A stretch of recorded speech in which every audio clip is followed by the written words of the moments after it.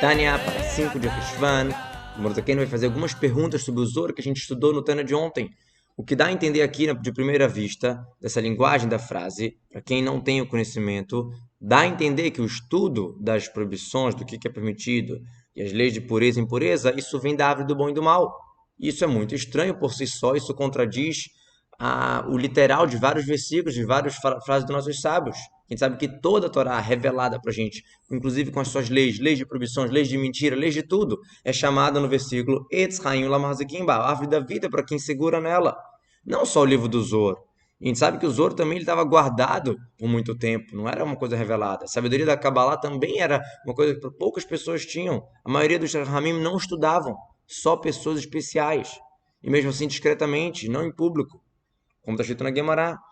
E o Arizal fala que justamente na nossa geração, o Arizal foi uns 500 anos atrás, ele fala, mutar o mitzvah legalot zotarumá, é permitido e a mitzvah revelar essa sabedoria da Kabbalah. Mas antigamente não, chegou uma época que se revelou. O próprio Rabbi Shimon Bar Yochai, que escreveu o Zohar, ele fala que não tinha permissão de revelar aquilo somente para ele e para seus amigos. Então, é muito estranho você falar que, não, a parte da Torá que está falando sobre proibido, permitido, as leis, seria a árvore do bom e do mal, e só o Zohar que é a árvore da vida. Outra pergunta maravilhosamente muito gigantesca, que se fosse assim, o estudo de proibição e permissão, e mais ainda leis monetárias e coisas assim, que está falando de prejuízos, de mentiras, de juramentos, não iam empurrar a mitzvah da reza. A reza, a gente sabe que ela é baseada em segredos cabalísticos, uniões que a gente faz nas luzes, através das rezas, para quem sabe, como por exemplo o Rabbi Shimon Bar Yochai, seus amigos que sabiam o que estava acontecendo ali na reza, o que está acontecendo. E a gente sabe que a Guemará fala que Rabbi Shimon Bar Yochai estudava a Torá o tempo inteiro e ele não rezava por causa disso. Uma pessoa que a Torá é a sua profissão, ele realmente não parava de estudar a Torá para nada, então eles não paravam para reza também. Mesmo que o estudo deles estavam sendo de assuntos de coisas financeiras, por exemplo, de julgamento, de roubo, de empréstimo, de juros, de qualquer coisa. Como a gente sabe que era viúda, por exemplo, todo o estudo dele era Nezikim, assuntos financeiros, prejuízos, tudo isso. E mesmo assim ele só rezava uma vez a cada 30 dias, quando ele fazia a revisão do estudo dele, como a Guemará conta.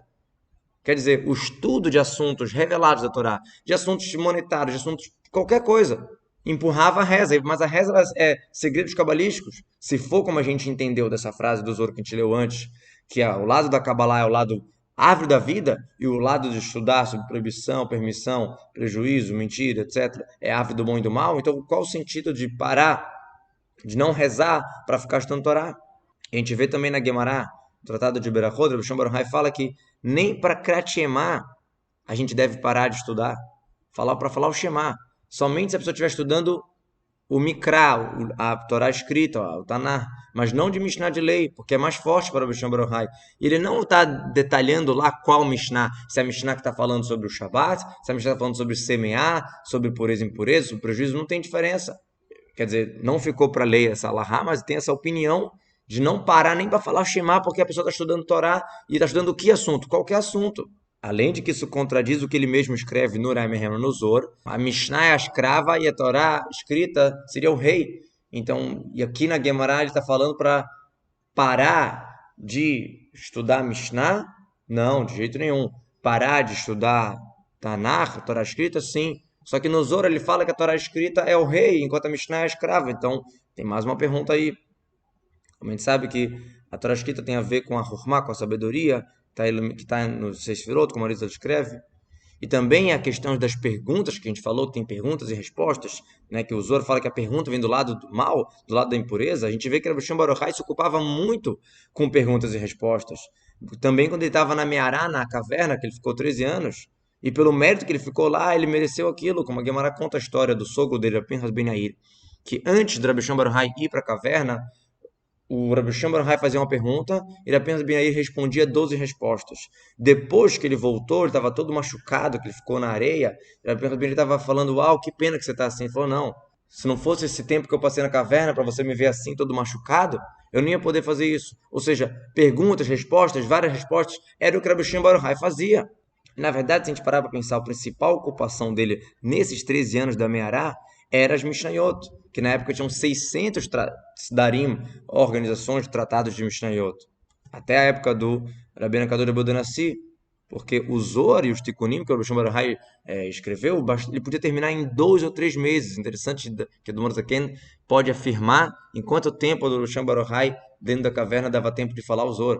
Porque ele não falava uma coisa 2 vezes, era ele que estava falando, não precisava falar 2 vezes.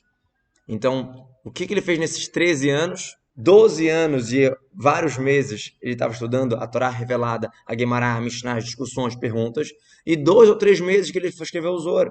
Também nossos sábios falam na Guemará que do dia que o Beit HaMikdash foi destruído, onde que Deus paira? Nos 4 amot, tipo falando nos 4 metros, nos 2 metros, de Alahá, no cantinho da Alahá, nos estudos. Então, claro que a Alahá é muito importante, e da frase do Zohar que a gente leu antes, dá a entender que a Alahá seria um segundo nível. Então, com certeza, a gente precisa entender isso tudo, como vai ser explicado na continuação.